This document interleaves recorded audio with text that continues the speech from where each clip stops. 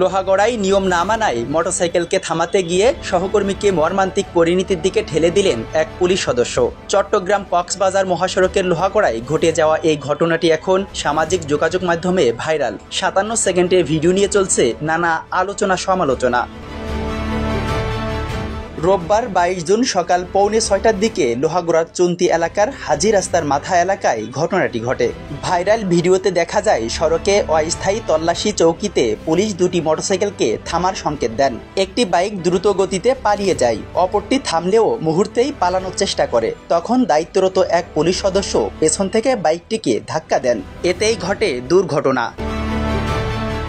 নিয়ন্ত্রণ হারিয়ে মোটরসাইকেলটি গিয়ে ধাক্কা দেয় আরেক পুলিশ সদস্যকে। সড়কের পাশে থাকা একটি ট্র্যাকের নিচে পড়ে যান তিনি। ট্র্যাকের চাকার নিচে পিষ্ট হয়ে থেতলে যায় তার ডান পা। দ্রুত তাকে চট্টগ্রাম মেডিকেল কলেজ হাসপাতালে নেওয়া হলে অস্ত্রোপচারের মাধ্যমে হাঁটুর নিচ থেকে পা কেটে ফেলতে হয়।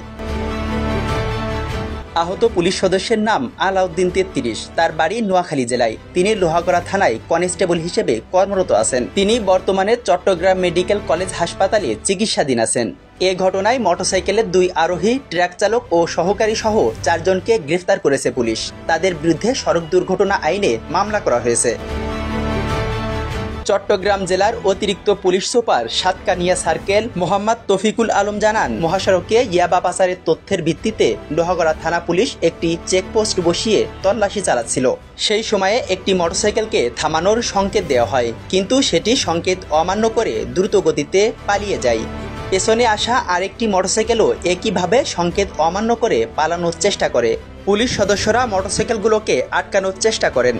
এ সময় দ্বিতীয় মোটরসাইকেলটি নিয়ন্ত্রণ হারিয়ে রাস্তার পাশে পড়ে যায়। ওই ঘটনাস্থলেই কনস্টেবল আলাউদ্দিন ট্র্যাকের নিচে চাপা পড়েন। তবে ট্রাক চালক দ্রুত গতি কমিয়ে থামেন এবং পুলিশ সদস্যকে উদ্ধার করেন। তিনি আরও জানান, এ ঘটনায় লোহাগড়া থানায় সড়ক পরিবহন আইন অনুযায়ী মামলা দায়ের করা হয়েছে। মামলার তদন্ত চলছে। ইমাম হাসান, ই টেলিভিশন।